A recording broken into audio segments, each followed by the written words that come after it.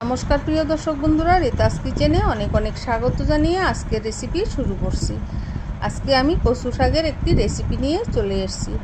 কড়াইতে সাদা তেল 1 টেবিল স্পুন দিয়ে ফোড়নে দিয়েছি পাঁচফোড়ন, তেজপাতা, শুকনো লঙ্কা। এগুলো একটু ভাজা ভাজা হয়ে আসলে আমি আগের থেকে ভাপিয়ে রাখা কচুর ডাঁটাগুলো দিয়ে দিলাম। এবার একটু নেড়ে চেড়ে নিচ্ছি। বন্ধুরা, অনেকেই অনেকভাবে কচু শাক বানায়। আজকে আমি একদম সিম্পলভাবে সাদামাটাভাবে কচু শাকটা বানাবো, কিন্তু খেতে অসাধারণ হবে। রেসিপিটি একবার দেখে নাও। রেসিপিটি ভালো লাগলে লাইক, কমেন্ট, সাবস্ক্রাইব করতে ভুলো না যেন। ভিডিওটি শুরু থেকে শেষ অবধি দেখার অনুরোধ রইল। এবারে দিয়ে দিচ্ছি হাফ টিস্পুনের মতো ভাজা জিরে গুঁড়ো, দিয়ে দিচ্ছি স্বাদের জন্য হাফ টিস্পুনের মতো চিনি। চিনিটা দিলে খেতে অসাধারণ হয়। কচু শাক দিয়েই 1 থালা ভাত খেয়ে নেওয়া যায়।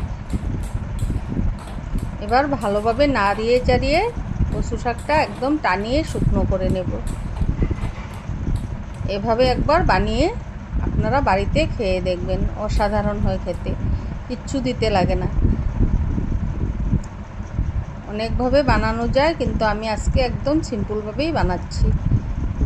বন্ধুরা, আমার রেসিপিটি ভালো লাগলে অবশ্যই লাইক, কমেন্ট এবং সাবস্ক্রাইব করে আমার পাশে থাকার অনুরোধ রইল। এবারে নামানোর আগে সামান্য একটু গোলমরিচ গুঁড়ো, সামান্য একটু গরম মশলা দিয়ে নাড়িয়ে চাড়িয়ে নামিয়ে নেব। দেখেন বন্ধুরা, একদম কচু শাকটা মাখো মাখো হয়ে আঠালো হয়ে গিয়েছে। এবার সার্ভ করে নেব।